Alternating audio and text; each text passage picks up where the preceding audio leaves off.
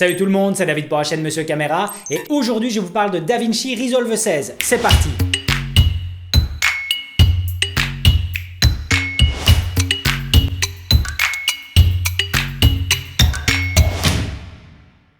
Alors pour ceux qui ne l'ont pas encore vu, Blackmagic vient de présenter sa future version de DaVinci Resolve. Il s'agit d'une version bêta qui est disponible via le lien présent dans la description. On ne connaît pas encore la date de sortie pour la version officielle, mais on peut déjà s'amuser avec la version bêta.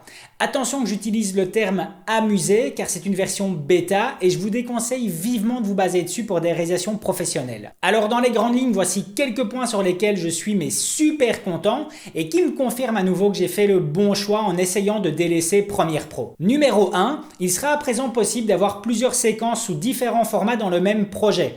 Je pourrais très bien avoir une séquence à 30 images secondes et une autre à 60 images secondes, le tout dans le même projet. Numéro 2, une nouvelle interface de montage vient s'ajouter à celle déjà présente et celle-ci complète vraiment le programme car elle sera par exemple parfaite pour mes vidéos sur YouTube.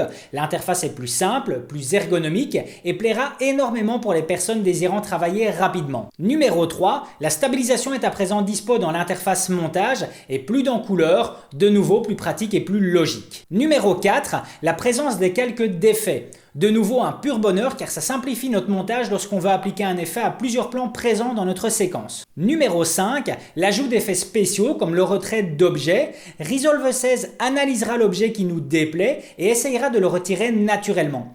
De nouveau un très mais très gros plus car cela me permettra de retirer l'ombre d'un drone ou un panneau issu de secours tout dégueulasse en plein milieu de mon image.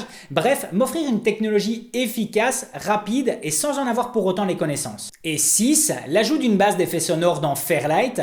On aura à disposition plusieurs bruitages de qualité directement présents dans Resolve 16. Ce que je vois avec cette mise à jour, c'est que Blackmagic a dû bosser et écouter avec énormément de petits et grands monteurs vidéo issus de différents milieux, car on retrouve plein de bonnes choses qui étaient manquantes ou en tout cas bizarrement exploitables. Et cette future update vient nous montrer que Blackmagic est présent pour tout le monde. En ce qui me concerne, je suis toujours super fan quand une marque montre l'intérêt et le respect qu'elle a envers ses utilisateurs. Et ici, je ne peux à nouveau que vous conseiller d'utiliser DaVinci Resolve. J'avais vraiment envie de vous faire cette petite vidéo récap par rapport à l'annonce de Blackmagic, car très peu de vidéos traitant du sujet en français sont présentes sur YouTube. Et n'hésitez pas à me mettre en commentaire ce que vous en pensez. Voilà, c'en est fini pour aujourd'hui. Si la vidéo vous a plu, n'hésitez pas à mettre un gros pouce bleu, ça me fait super plaisir. Et puis surtout à vous abonner à la chaîne pour être tenu au courant des prochaines sorties. A plus!